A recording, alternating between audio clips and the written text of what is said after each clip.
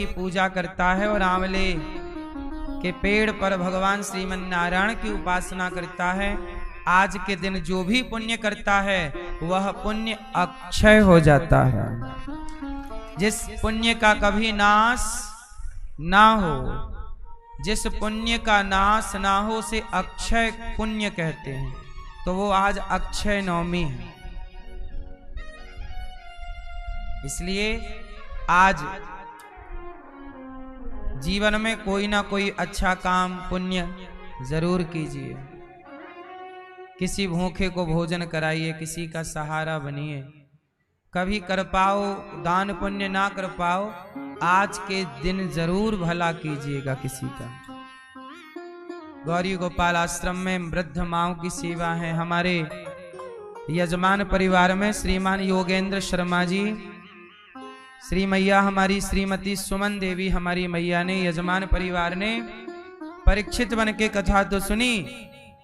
आज इन्होंने संतों को अन्न भी दान किया, अन्नदान किया, अन्न क्षेत्र बंटवाया और गौ माता का दान किया। ये अक्षय नवमी के पर्व पर इन्होंने ये पुण्य, ये जानते थे कि इस पुण्य को, इस तिथि को छोड़ना नहीं है, क्योंकि साल में एक बार आती है। आज तो चलो बुद्धि है करने की तो कर रहे हैं, अगली बार आएगी कब निकल जाएगी पता ना लगेगा। इसलिए हमारे भैया श्री रुशील शर्मा जी अपनी बेटी के जन्म दिवस पर भी आज का भोजन वृद्ध माओं को इन्होंने अपनी ओर से कराया और 21,000 रुपए का सहयोग किया। श्रीमान योगेंद्र शर्मा जी मैया सुमन मैया ने 32,000 रुपए का सहयोग किया संतों की सेवा में और गौ सेवा में, गौदान में। आज की तिथि दान पुण्य की है। गौरी गोपाल आश्रम में संतों की, हजारों संतों की सेवा, भोजन की, गौ सेवा, वृद्ध माओं की सेवा, विद्यार्थियों की सेवा। कोई भी एक पुण्य का कार्य कीजिएगा और अपने आप को पुण्यात्मा बनाइएगा। आप सबको आंवला नवमी, आज भी आंवला नवमी है। आज चूंकि अष्टमी युक्त नवमी है, पहले अष्टमी है उदया तिथि में, फिर नवमी लगेगी शाम को, पर कल पूरी एकादशी में भी बड़ा कन्फ्यूजन है इस बार क्या हुआ ना कि दीपावली में ही कन्फ्यूजन हो गया सबको कि दीपावली 20 अक्टूबर की है कि 21 की, तो 20 की मनाई। अब एकादशी जो यहाँ देव उठनी एकादशी आ रही है, वह एकादशी में भी बड़ा कन्फ्यूजन है लोगों को कि 1 नवंबर की है कि 2 नवंबर की है। आप लोग कब मना रहे हैं? कब है? हैं? कब को है मेरी माँ? है बिहारी जी में और रंगनाथ जी में, श्री रंगम में। सनातनी जो भगवान के परम भक्त हैं, रंगनाथ भगवान की सेवा करने वाले भक्त, बिहारी जी की सेवा करने वाले भक्त बिहारी जी में और रंगनाथ जी में 1 तारीख की एकादशी मनाई जा रही है। 1 नवंबर,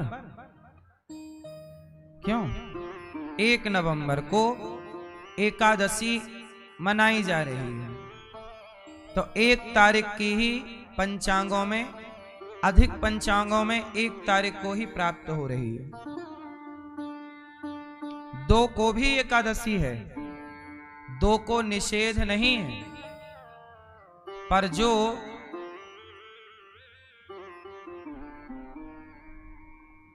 चौवन घटी की एकादशी है वह एकादशी 1 तारीख को है, जिसका विचार किया जाता है कि किस घटी की एकादशी मनाएं। ये विद्वानों का विषय होता, फिर वो निष्कर्ष निकालते हैं। तो सबके अपने अपने मत हैं। हमारे सनातन में सबको अपना अपना मत रखने का अधिकार है। सब अपने अपने एक ही ईश्वर को मानते हैं, पर सब अपने अपने भाव से मानते हैं। तो इसलिए हमारे यहां तिथियां दो पड़ जाती हैं कई बार। कैसे? एक तिथि की हानि हो जाती है। ये तिथियां जो घटती बढ़ती रहती है ना, इन्हीं तिथियों को घटा बढ़ा के 3 साल में एक अधिक मास हो जाता है, और उसी को कहते हैं पुरुषोत्तम मास।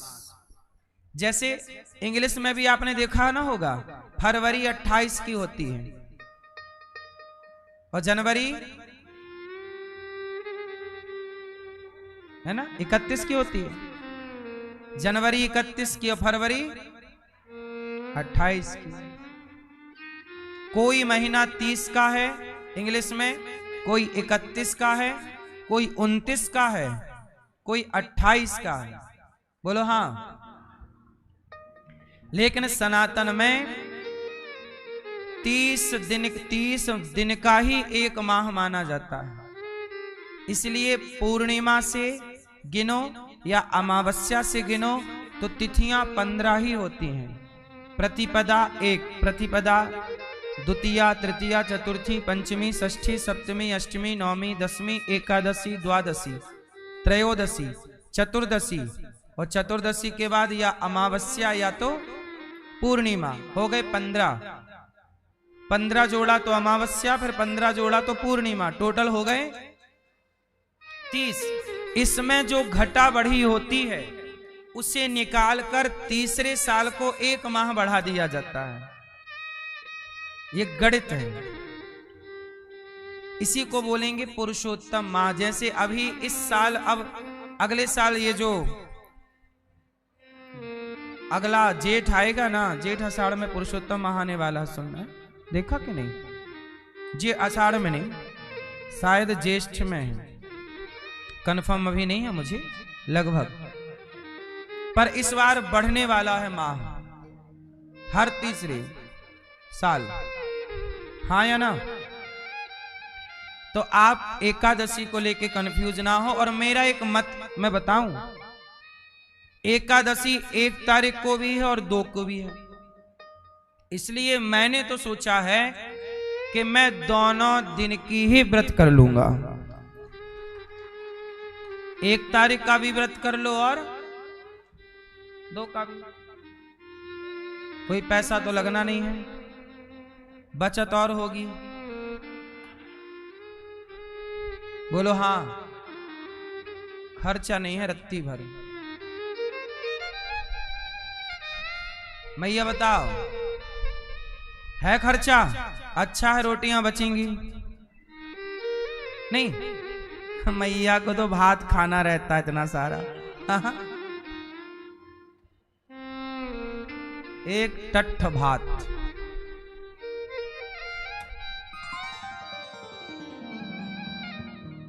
सच्चाई है ये कि हम सबको 1 तारीख को ही देवउठनी एकादशी मनानी चाहिए, परंतु यदि आपको सध सके तो 1 तारीख को और 2 तारीख को दोनों का मना लो। लेकिन मुख्य 99% जो है, 99 नंबर, वो 1 तारीख को दिए जा रहे हैं विद्वानों के द्वारा। बिहारी जी में भी 1 तारीख की है। सही है? तो भगवान की कृपा है। अक्षय नवमी, ये कार्तिक माह चल रहा है, इसमें देवता उठते हैं, इसे देव उठनी एकादशी कहते हैं। हम एकादशी के दिन बताएंगे सब कथा। आज अक्षय नवमी की बात बता दें कि आज के दिन भगवान आंवले में वास करते हैं। आज के दिन से आंवला खाया जाता है ना, पूजा करके। आंवला को औषधियों में राजा बोला गया है। सबका बाप क्या है? आंवला। इसलिए देखो, औषधियों का शिरोमणि है आंवला। एक आंवला जो व्यक्ति हमेशा खाएगा, आंवले का अचार खाओ, मुरब्बा खाओ, आंवला खाने वाला व्यक्ति जल्दी से बीमार नहीं पड़ता। आंवला औषधीय गुणों से भरा हुआ है। औषधियों का राजा कौन है? बोलो भैया। औषधियों का, जैसे फलों का राजा फलों का राजा आम, उसी तरह औषधियों का राजा आंवला। इसलिए एक आंवला रोज खाने का नियम बनाओ। चाहे आंवले के अचार के रूप में खाओगे, मुरब्बा के रूप में खाओ, मुरब्बा धो के खाओ, ज्यादा मीठा फिर शक्कर शुगर ना हो, उसकी अचार खा सकते हैं, सबसे बेस्ट। या अभी आंवला आएगा ना तो आंवला का रस निकाल के पी लो। आंवला कैसे भी खाओ, आंवला खाओ। हम तो आंवले का अचार खाते ही खाते हैं, आंवले का रस पीते ही पीते हैं। जरा सा 2 आंवले का रस निकाल लिया, 1 घूंट पी लिया। कैसे आंवला की चटनी सबसे बेस्ट। थोड़ा मिर्ची डालो, धनिया डालो, हल्का नमक डालो और बढ़िया मस्त सिलबट्टे वाली, वो वाली नहीं, वो वाली नहीं।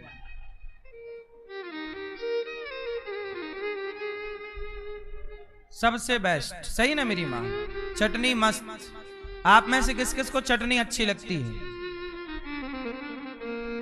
टमाटर की चटनी है, अमरूद की चटनी है, खाते हो सबके? नहीं भूल गए अमरूद की चटनी। अब आप लोग काय में चटनी बनाते हो? सिलबट्टे वाली नहीं? नहीं, आलसी हो ना मेरी माँ। कौन सिलबट्टा पीसे, कौन ऐसे ऐसे करे? आलसी है, इसलिए देखो ना गुब्बारे की तरह करना धरना कुछ नहीं है तो दे गुब्बारा। पहले के लोग फिट रहते थे, काम करते थे, फिट रहते थे, लंबा जीते थे, काम भी हो जाता था, पैसे भी बच जाते थे, स्वास्थ्य भी बढ़िया, स्वाद भी अच्छा।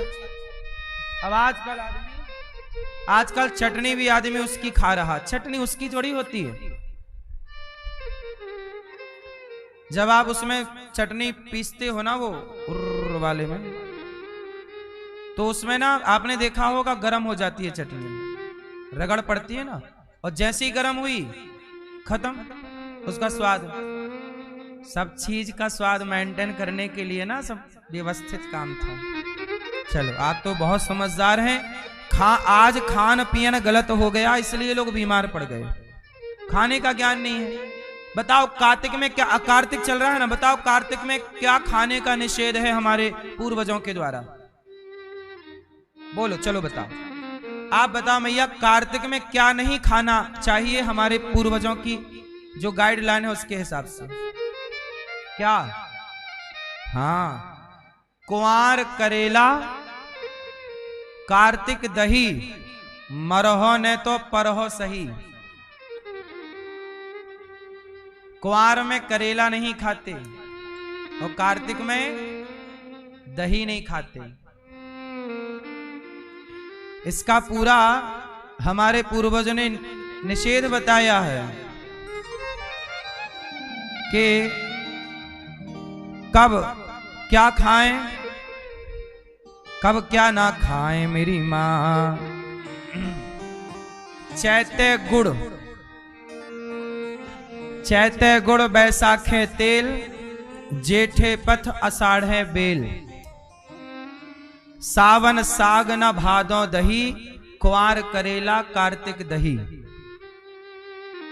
अगहन जीरा न पूसे घना, माघे मिश्री और फागुन चना। इन 12 से जो बचे भाई, ताघर कबहु न वैद आई। वैद कभी नहीं आता उसके घर। खाने पीने में हमारे यहाँ बड़ा विचार था पहले। कौन सा महीना चल रहा, महीने के हिसाब से खाया पिया जाता था। अब आजकल तो 12 महीने आपको रोटा चाहिए, दर रोटी रोटी रोटी।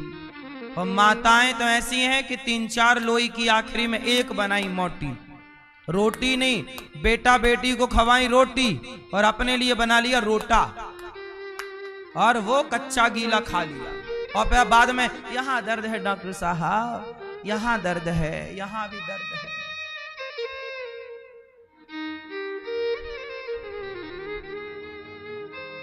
आप इतने आलसी हो गए हैं, और आलसी ही नहीं, इतने अज्ञानी हो गए हैं कि आपको खाने पीने का विचार भी समाप्त हो गया है। जो अब जैसे चल रहा है ये सीजन, अब यहां से ठंड की शुरुआत है, यहां दही खाओगे ना तो 4 महीने खांसोगे मस्त। बेवजह बिगाड़ लोगे तबीयत।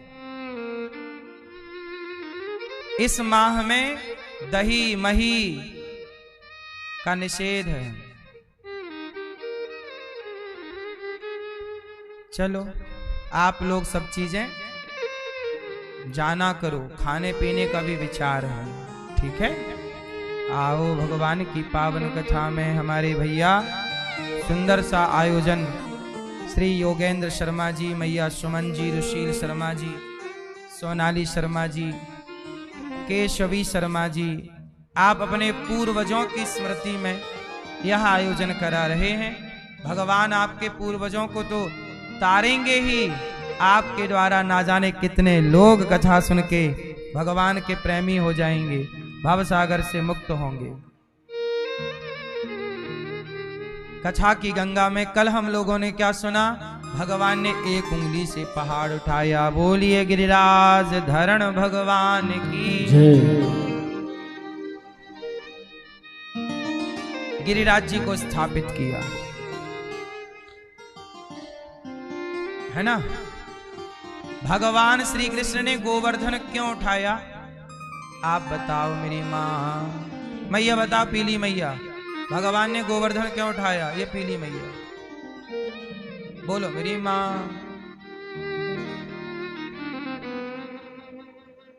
भगवान ने गोवर्धन क्यों उठाया? इंद्र का अभिमान दूर करना था, एक तो ये बात है, पर गौ माता पर संकट ना आए कभी, क्योंकि कलयुग में कौन संकट में है? कलयुग में कौन संकट में है? गाय। गाय कट रही है, गाय की पीड़ा कोई नहीं समझ रहा है, सरकारें भी नहीं समझ रही हैं, आप लोग भी नहीं समझ रहे हैं। आज गाय की दुर्दशा है मेरी मां, ना खाने को से भूसा मिल रहा है, ना घर घर से जो रोटियां निकलती थी गाय की वो मिल रही हैं। अब किसान लोग क्या करते हैं? गेहूं काटने के बाद ना खेत में आग लगा देते हैं, हार्वेस्टर से कटने लगा गेहूं, तो जो बाली का तो गेहूं मिल गया किसान को, जो डंठल होता ना गेहूं का लंबा, उसमें लगा देते हैं सारे लोग आग, जबकि वो डंठल गाय के लिए भूसा बनता है। अब भूसे की इतनी कमी आ गई है, भूसा जानते हो कितना महंगा है? कितना है? 20-22 रुपए किलो भूसा बिकता है, 20-22 रुपए किलो। और ठंडी आएगी और महंगा हो जाएगा। क्यों महंगा हो गया? और व्यापारी कुछ ऐसे भी हैं जो भूसे में पत्थर मिलाते हैं, माटी के ढेला मिलाते, ताकि वजन ज्यादा हो जाए, पैसे। मतलब देखो, गाय के भोजन में भी बेईमानी से पैसा कमाना है बेईमानों को। क्यों भाई? यदि आप भूसा खरीदेंगे तो आप गाय के लिए ही तो खरीदेंगे, भैंस के लिए खरीदेंगे, कोई अपने खाने तो खरीदेंगे नहीं। लेकिन उसमें भी हम लोग देखते हैं पत्थर मिलते हैं भूसे में। बड़ा बेईमान युग चालू हो गया मेरी माँ, हर क्षेत्र में मिलावट है, बेईमानी है, आदमी अंधा हो गया है, स्वार्थ में पागल है। वो ये नहीं देखता, चल तू किसान है भाई, आपके आसपास कोई गौशाला है तो अपनी तरफ से ट्रॉली 2 ट्रॉली भूसा गायों को पहुंचा दो। आप भी घर में गैया रखो। आप सब भारत के लोग गाय रखेंगे तो गौ हत्या नहीं होगी। अब आप लोग घर में गाय रखते नहीं हैं तो कसाई ले जाता है, सड़कों में जो गाय घूमती है, रात को ट्रक वाला आता है, कसाई सबको भरा और ले गया, ले जाके भारत पार करा दिया, बांग्लादेश भेज दिया, पाकिस्तान की बॉर्डर पार करा दिया, वहां गए, कट गई। और भारत में जो बूचड़ खाने चल रहे हैं सरकारी, वो अलग है। बोलो हाँ। इसलिए मेरी मां, घर में गाय रखो। भगवान कृष्ण ने गाय की सेवा की और गाय की रक्षा के लिए गोवर्धन उठाया। गाय चरती थी ना गोवर्धन में, तो गौचर भूमि बची रहे, इसलिए गौचर भूमि को हाथ में उठाया कि भैया कुछ भी करना पर गौचर भूमि पर कब्जा ना करना। आजकल कुछ किसान ऐसे भी हैं जो गाय की भूमि, गौचर भूमि पे कब्जा कर लेते हैं। हर गांव में गौचर भूमि होती है सरकारी दस्तावेजों में, पर जाके वर्तमान में देखो कहीं ना नजर आएगी। बगल वाला किसान जिसका खेत था उसने खोद लिया, सारा अपने खेत में मिला लिया, अब कहीं नहीं है। सरकारें भी इस पे काम नहीं करती कि गौचर भूमि तो छुड़ाए, अतिक्रमण हटाए, ताकि गाय सड़क में खड़ी ना हो। आज गाय सड़क पे क्यों खड़ी रहती है? क्योंकि गाय को खड़ी होने की जगह ही नहीं है इस भारत में। बताओ, गाय को खड़े होने की जगह कहां है? आपके घर के आगे खड़ी होगी, आप डंडा मार दोगे। आपके घर के आगे खड़ी होगी, आप डंडा मार दोगे।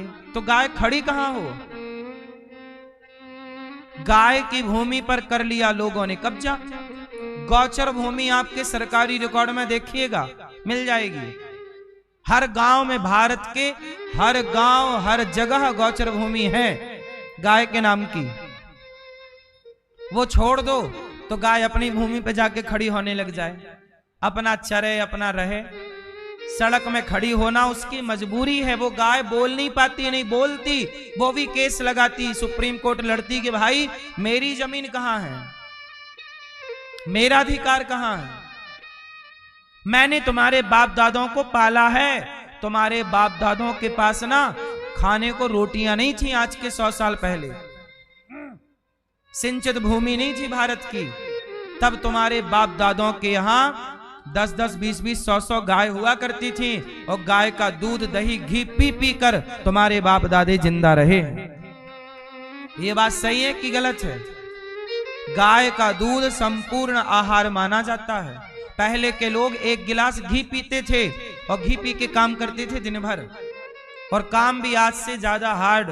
पहले के लोग, सेना लड़ती थी तो का पी के लड़ती थी, वहां कोई दाल रोटी बनाने बैठा था, युद्ध लड़ते समय लोग घी लेके जाते थे। हल्दी घाटी का युद्ध हुआ, लोग लड़ते थे, का पी के लड़ते थे, क्या खाते? वहां खाने पीने का टाइम है, बनाने का टाइम है। महीनों युद्ध चलता था, लोग महीनों के लिए घी पी पी के युद्ध करते थे, जीतते थे। घी में बड़ी ताकत होती है। घी पीने वाला काम करे ना तो उसका शरीर 80, 90, 100 साल तक वो स्वस्थ रहेगा। और कई लोग, बूढ़े लोग ना, अपना काम आज भी करते हैं। घी दूध खाया पिया, जो बचपन जवानी में घी दूध खाया पिया होगा वो बुढ़ापे में स्वस्थ रहेगा। और बुढ़ापे में जल्दी मर गया, जल्दी उसका हड्डी पसली टूट गई, कमर टेढ़ी हो गई, मतलब इसने घी दूध नहीं खाया। आज के जो लड़के हैं ये देख लेना 50 साल में बूढ़े हो जाएंगे। पहले का आदमी 70 में बूढ़ा होता था। अब ये जो आज की पीढ़ी है ये 40-50 में बूढ़ी ना हो जाए तो कह देना, क्योंकि आज का खान पीन गलत है। क्यों जी, बात सही है कि गलत है? अब एक काम करो, आज के 40 साल के आदमी को पुराने 70 साल के आदमी से लड़ा दो तो 70 साल वाला 40 वाले को पटक देगा, यदि गांव का शुद्ध देसी आदमी है तो, खाने पीने वाला, घी दूध वाला है तो। 70 साल का आदमी 40 साल के लोग आदमी को पटक देगा। बोलो हाँ। आप देख लो, हमारे गांव में आज भी 90-90 साल के लोग कुदाल लेके खेत जाते हैं माटी खोदने, जवानों से ज्यादा काम करते हैं। ये वही लोग हैं जो 1-1 गिलास घी पी जाते थे। आज आप 2 चम्मच नहीं पीते घी। 2 चम्मच पचाने की ताकत नहीं है तुम्हारी किडनी, लीवर में।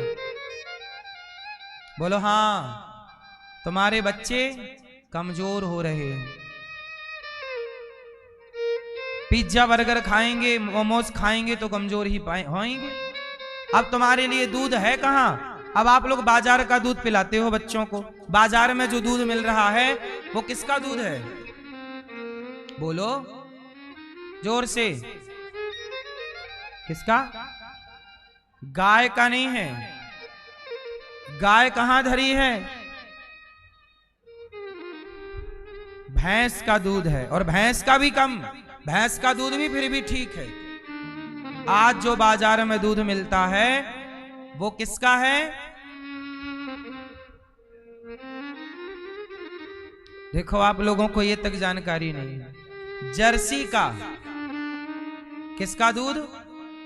जर्सी। किसका? जानते हो जर्सी क्या होती है? क्या? जर्सी को गाय नहीं कहते, लोग बोल रहे हैं गाय। जर्सी सुअर से क्रॉस कराई हुई एक नस्ल है। उसका दूध वो 20 लीटर दूध देती है। गाय दूध देती है 5 लीटर, देसी गाय। और अच्छा खाएगी पिएगी तो 10 लीटर भी दूध दे देगी। देसी गाय अच्छी नस्ल की आपके पास है। लेकिन वो जो जर्सी है ना, वो एक टाइम पे 20 लीटर दूध देने की क्षमता रखती है, क्योंकि वो दूध की फैक्ट्री है। लेकिन उसका दूध चेक करवा लेना, उसका दूध एक भी फायदेमंद नहीं है। जर्सी का दूध फायदेमंद नहीं है। अभी अमेरिका भारत से यही तो डील करना चाहता था। ये टैरिफ क्यों लगा? क्योंकि भारत ने अमेरिका का दूध लेने से मना कर दिया। तो ट्रंप बोला मैं टैरिफ लगा दूंगा, लगा दिया उसने। अमेरिका ने भारत को कहा कि आप हमसे दूध ले लो। अमेरिका के पास ना गाय है। कौन सी गाय? नहीं, वो जर्सी। और वो जर्सी गाय, जर्सी को क्या, जर्सी क्या करती पता है? वो उसे मांस खिलाता है। जैसे सानी भूसे में मांस डाल दिया, मांस के मछली है और मुर्गा इत्यादि, उससे ना उसका शरीर और बड़ा होता है और वो दूध देती है। तो उसका दूध ना एक रत्ती फायदा नहीं करता। दूध का, हमारे यहां दूध को अमृत कहा गया है। हमारे यहां दूध को क्या बोला गया है? दूध में अमृत के गुण हैं। पर कौन से दूध में? केवल गाय। और गाय भी कौन? देसी गाय। गाय मतलब देसी। आज आप लोग इतने अज्ञान के चंगुल में फंस गए हैं कि आज मैं आपसे पूछ लूं कि देसी गाय की पहचान बताओ और जर्सी की पहचान बताओ, तो आपको पता ही नहीं। पता है आपको? पुराने लोगों को पता होगा, आज के नए लड़कों को तो बिल्कुल नहीं पता। जो देसी गाय होती है उस गाय के सिर के पीछे बढ़ा हुआ ऊपर एक हिस्सा होता है ना? क्या बोलते हैं उसे आपके यहां? ठाड़, ठाड़, डाड़, डाड़। भैया, गाय के पीछे बढ़ा हुआ हिस्सा, गाय के गले के नीचे झालर,